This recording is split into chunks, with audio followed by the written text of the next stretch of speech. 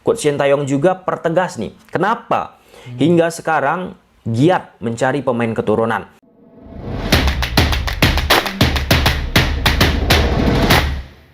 Bismillahirrahmanirrahim. Assalamualaikum warahmatullahi wabarakatuh dan selamat sejahtera. Selamat kembali lagi ke channel Syahrizal Raja. Terima kasih kepada teman-teman yang telah subscribe kepada channel ini. Kepada teman-teman yang baru jumpa channel ini, mohon untuk tekan butang subscribe dan juga butang loceng. Alright guys, hari ni kita nak react pada satu video dari channel Thomas Deski. Video ni bertajuk Nathan Joaeon hadir. Potensi naturalisasi timnas dan Thailand kena hajar saat Indonesia panen gol. Okay guys, ada seorang lagi pemain yang hebat daripada Eropah yang akan menjadi pemain naturalisasi Indonesia guys.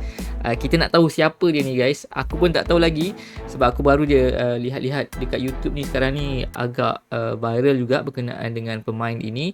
Siapakah dia? Kita nak tahu siapa. Aku nak tahu melalui video ni sahaja guys. Alright guys, tanpa kita buang masa, jom kita react kepada videonya guys. Let's go. Bismillahirrahmanirrahim. Nathan Joaeon menjadi buah bibir saat hadir di laga Indonesia menghadapi Brunei Darussalam. Jadi ini atas inisiasinya Thailand, bukan diundang Georgia, bukan diundang oleh Estonia. Jadi clear dan jelas ya teman-teman. Nathan Joaeon menjadi buah bibir saat hadir di laga Indonesia menghadapi Brunei Darussalam. Nathan merupakan seorang pemain yang diproyeksikan akan dinaturalisasi untuk memperkuat skuad yang dimiliki oleh Coach Shin Tae-yong.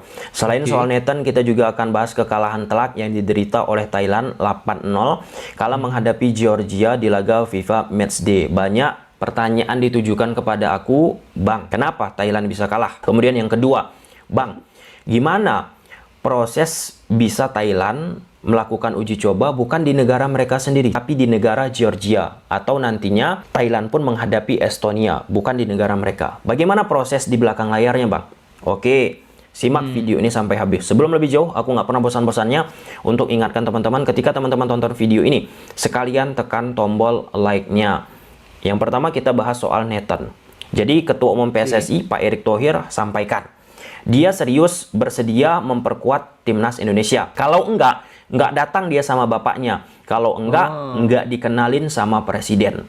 Sebelumnya Coach Shin Tae-yong di sesi wawancara doorstop juga katakan proses naturalisasi yang dijalankan oleh Nathan ini berjalan dengan lancar. Nah, di momen wawancara doorstop tersebut, Coach Shin Tae-yong juga pertegas nih, kenapa hingga sekarang giat mencari pemain keturunan. Memang skuad saat ini sudah baik termasuk dalam hal prestasi. Tapi untuk kedepannya, supaya kami bisa lebih berprestasi, itu garis bawahi teman-teman, supaya kami bisa lebih berprestasi, sebisa mungkin akan cari pemain keturunan. Itu yang pertama dulu tentang Nathan. Yang kedua, ini gambaran secara umum soal Nathan Joaeon. Dia pemain berusia 21 tahun. Posisinya sebagai pemain back kiri dan bisa main sebagai gelandang sebelah kiri dan bisa juga bermain di posisi center back, tengah. Kemudian poin ketiga, aku coba menggali informasi dari beberapa talent scout pada saat talent scout tersebut memantau permainan yang dimiliki oleh Nathan. Nah, jadi Nathan ini pada saat ia bermain di sepak bola Belanda, awalnya Nathan sering diplot sebagai pemain yang berposisi sebagai gelandang sebelah kiri. Lalu ada satu momen pelatihnya memposisikan Nathan Joaeon ini untuk bermain di posisi back kiri. Pada saat Nathan Joaeon dimainkan di posisi back kiri, disitulah muncul potensi yang sangat amat kuat yang dimiliki oleh Nathan Joaeon. Nah, dalam konteks tersebut, artinya pelatih yang memindahkan, yang mencari posisi dari Nathan Joaeon tahu nih potensi dari Nathan Joaeon.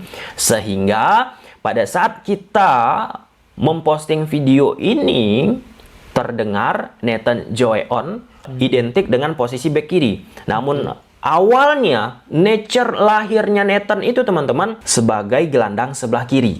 Ini normal. Kalau kita bicara sepak bola di Eropa, kalau misalnya seorang pelatih mencoba mengutak-atik posisi pemain dan ternyata posisi awal dari seorang pemain tersebut tidak lebih baik dengan posisi barunya. Contoh teman-teman, Pep Guardiola ke posisinya Mascherano. Mascherano di Liverpool dulunya bermain sebagai defensive midfielder. Dibeli Barcelona, ya main di defensive midfielder juga beberapa kali dicoba teman-teman. Tapi ada satu momen Mascherano dimainkan oleh Pep Guardiola di posisi center back. Dan saat Mascherano bermain di posisi center back, di situ potensi dari Mascherano pun semakin kuat keluarnya. Nah, dalam dataran itulah yang dialami oleh Nathan Joeon. Kemudian dia juga memiliki akselerasi, eksplosivitas, dan tentu itu penting untuk kalau kita bicara sepak bola dari Indonesia, teman-teman. Kemudian yang keempat, Swansea tentunya memiliki direktur olahraga. Direktur olahraganya itu namanya Paul Watson. Nah, lantas apa dasar dari Paul Watson dan pelatih tentunya ya dari Swansea untuk merekrut Nathan Joeon awalnya? Ini aku kutip langsung dari website resmi Swansea City. Mereka didatangkan untuk dikembangkan. Itu tidak berarti mereka tidak siap masuk tim utama. Tapi kami tidak membayangkan mereka menjadi starter di setiap pertandingan musim ini. Kami berusaha membuat mereka fit secepat kami bisa. Itulah gambaran yang dimiliki oleh manajemen dari Swansea soal bagaimana prospek terhadap dua pemain yang direkrut oleh Swansea, Miko dan Nathan Joeon.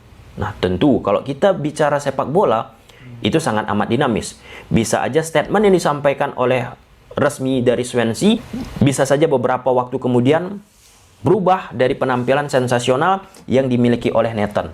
Kemudian yang kelima, akhir-akhir ini kalau aku lihat dari netizen yang ada di sepak bola Inggris khususnya Swansea, teman-teman, cukup mengkritik juga lah beberapa kali dari Nathan Joeon, teman-teman, serta beberapa pemain dari Swansea. Beberapa pendukung Swansea bersyukur saat Philip Lisah dan Nathan Joeon di bangku cadangkan. Itu hal yang biasa sih, hal yang biasa untuk dunia sepak bola, karena Nathan ini sesuai yang diproyeksikan oleh manajemen Swansea seperti yang kita bahas sebelumnya. Oke, itu dia soal Nathan. Kita lihat ke depannya bagaimana prosesnya, teman-teman. Dan dari data statistik ini bisa aku tampilkan persentil yang dimiliki oleh Nathan, dan bisa teman-teman kita tengok Nathan Joeon ni masa ni dekat Rotterdam sebelum dia beli oleh Swansea successful dribble, ada percentage dia 50, tak sampai 50%. Tapi dia kata kat situ dribble per 90 minit 1.97, average dia 50%. Accuracy long passes dia, tengok tengok tu, sepanjang ini sepanjang 90 minit persen dia 57.27. Defensive duel, okey, maksudnya dia bagus lah bermain untuk bermain pertahanan 10.8, 12. Ini successful defensive action per 90 minit 12.43. Okey, tinggi lah.